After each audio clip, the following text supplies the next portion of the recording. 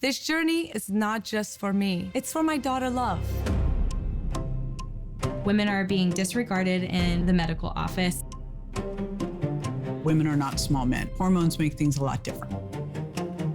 A period should be peaceful. We're seeing kids have their menstrual cycle earlier and earlier. Girls are meeting their hormones in a world of dyes, plastics, and convenience foods, where common gets mistaken for normal.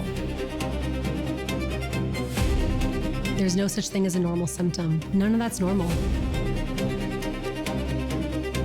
You're not broken, you're just in the different part of your phase.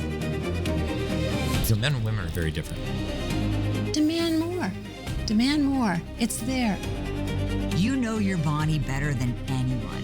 And when you feel that something is off, that is your body giving you a gift.